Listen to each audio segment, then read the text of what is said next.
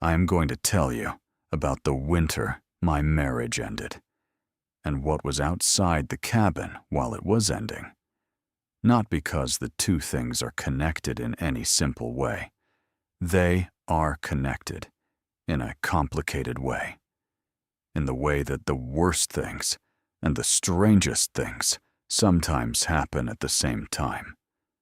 And you spend years afterward trying to figure out whether that is coincidence, or whether the worst things create a kind of opening, and things come through the opening that would not come through otherwise. I have not figured it out. I'm telling you anyway. My name is Patricia Flood. I am 59 years old. I live in Missoula, Montana, where I teach writing at the university and have done for 16 years. In the winter of 2003, I was 38 years old, and my husband and I had rented a cabin in the Swan Range for 2 weeks in January, because we had been told by a couples therapist that we needed to spend uninterrupted time together, away from our jobs and our friends and the city, and see if there was anything left. There was not anything left. We both knew that before we got there.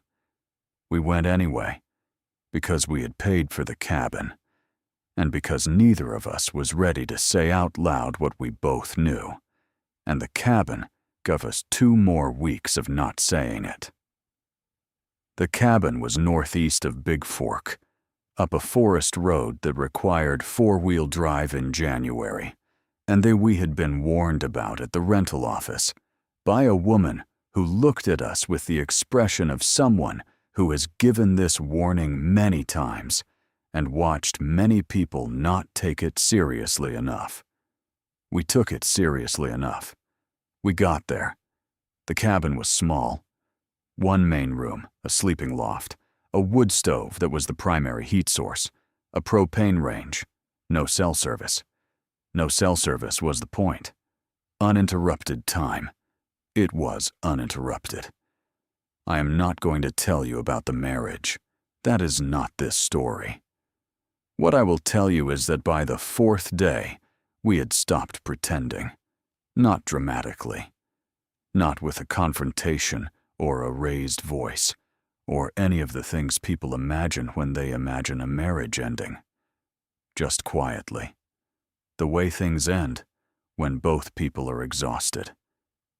We had stopped pretending, and the cabin was very small, and there was a great deal of silence, and most of it was not the good kind.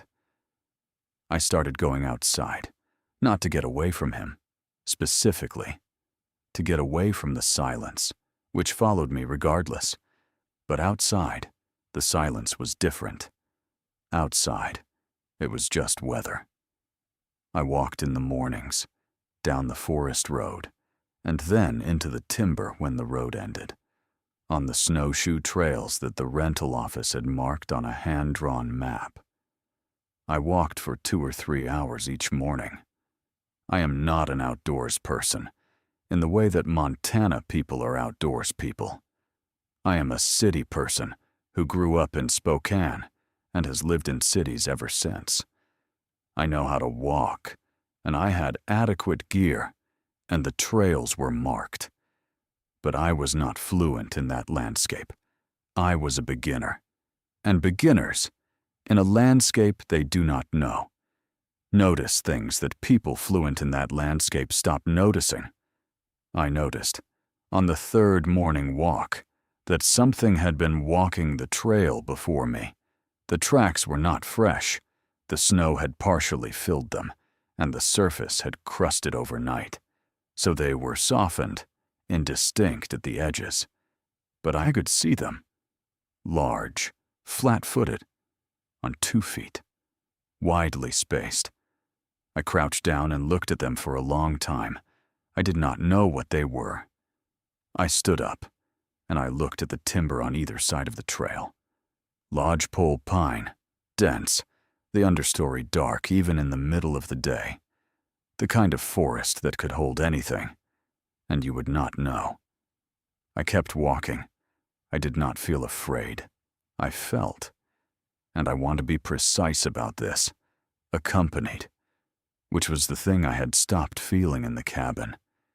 It is possible that I read that into the tracks.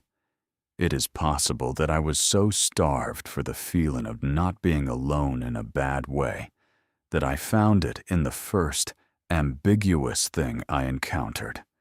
I am aware of that possibility. I am telling you what I felt anyway. The tracks were there every morning after that.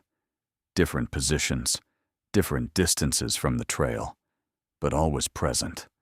Always bipedal. Always the wrong size for any I had a name for. On the 6th morning, I stopped at a place where the trail curved around a frozen pond, and I stood still, and I looked at the tree line, and I said, out loud, I see your tracks every morning. I paused. I said, I don't know what you are. I don't know if you know what I am either. I'm having a very bad week. I'm not going to bother you. I kept walking. That evening, I told my husband about the tracks, not because I thought he would find it interesting, because I needed to say something out loud, and we had run out of things to say to each other, and this was the only thing I had. He listened. He said, probably bear. I said, bears hibernate. He said, maybe a moose. I said, moose tracks look different. He did not say anything else, and I understood, in that moment, more clearly than I had understood it all week, that we were done. Not because of anything he said, because of the quality of his not caring, because the tracks, which were genuinely strange, which were the strangest thing I had encountered in years, did not make him curious. And I had spent 15 years with a man who was not curious about the things I was curious about, and I had been pretending that did not matter. And sitting in that small cabin on that 6th evening, I stopped pretending that too. I went out late that night, not for any reason I can fully explain. It was around midnight. The sky had cleared, and the moon was nearly full, and the snow held the light in the way that snow holds moonlight in open country, so that the clearing around the cabin was almost bright. I put on my coat and my boots, and I went out, and I stood on the porch. The temperature was about 15 below. My breath was immediate and large in the cold air. I stood there, and then, from the tree line at the north end of the clearing, a sound. Low, carrying, not like anything I had heard before. Not a howl, not a cry. Something more considered than either of those. Something with structure in it. It came twice, and then it was quiet. And then, from farther away, from somewhere up the slope above the cabin, an answer. Also low, also carrying, different in pitch, similar in structure. I stood on the porch for a long time. The cold was serious. I could feel it working on the exposed parts of my face. I went inside. My husband was asleep. I sat at the table in the main room, and I listened. But there were no more sounds. I wrote in my journal for about an hour. I wrote, I don't know what I heard. I know it wasn't nothing. I know it was communicating. I know that two things, in the dark, in the Swan Range, in January, we're saying something to each other. And I know that sitting here, in this cabin, with a man I can no longer talk to, listening to things I cannot name, talk to each other across a mountain, I know that the second thing is lonelier than the first. I read that back, and then I closed the journal, and I went to bed. And in the morning, I told my husband I wanted to go home. He said, okay. We packed. We drove out on the forest road. We did not say much. We were separated by March, divorced by the following January. It was the right thing. It was the necessary thing. It was one of the hardest things I have ever done, and also one of the most honest. I went back to the Swan Range in January of 2005, alone. Same cabin, same rental office, same woman with the expression of someone who has given the warning many times. I walked the same trails. The tracks were there on the second morning. I crouched over them for a long time, and then I stood up and I said, I came back. I paused. I said, things are better now. I kept walking. That night, late, I went out onto the porch again. The moon was not full this time, just a quarter. The light thinner, the clearing darker. I stood in the cold, and I listened. And after about 10 minutes, from the tree line at the north end of the clearing, a sound. Low, single, not answered. Just one sound, in the dark, in the January cold, from something that had been in that range since before the cabin was built, since before the forest road was cut, since before anyone had a name for that drainage or the ridge above it. One sound. I raised my hand. I do not know if it saw me. I do not know if the raising meant anything in whatever language that sound was part of, but I raised it, because it felt like the right response to being noticed. And because, that winter, being noticed was not something I took for granted anymore. I have been back to the Swan Range 6 times since then. I go in January. Always January. Always the same cabin, or one nearby when that one is booked. I walk the same trails. The tracks are not always there. Some years they are. Some years they are not. But the feeling is always there. That not alone quality. That sense of the forest being occupied, in the deep way, in the old way, in the way that has nothing to do with other hikers, or wildlife cameras, or any of the apparatus we use to make wildness feel managed. Just occupied, as it has always been occupied, by things that were there before us and will be thereafter. I write about this, sometimes, in my work. Not directly, in the way that writers use the things that have happened to them, at a remove, at an angle, so that the thing becomes something else, something that can be looked at. My students ask me sometimes where I get certain ideas, the quality of attention in certain pieces, the sense of being in the presence of something larger than the narrator.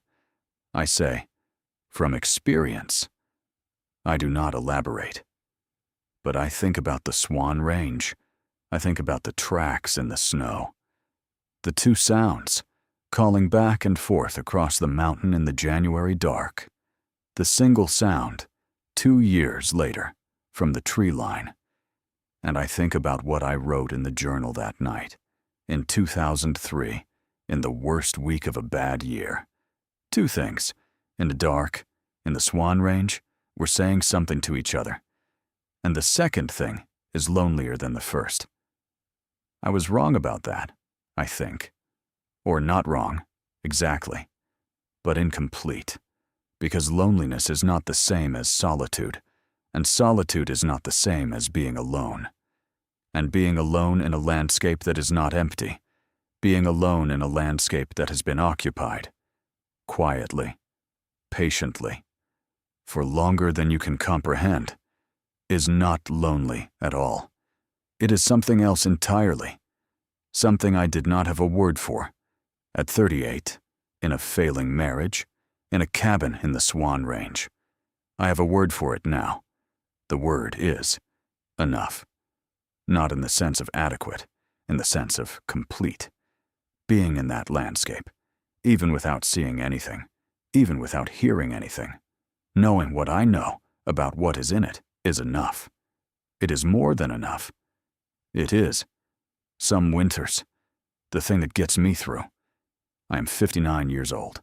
I go back in January. I walk the trails. I listen. And the Swan Range, ancient and cold and entirely indifferent to my calendar, holds what it has always held. And I am in it. exactly what I am. No more, no less. Which is, it turns out, enough.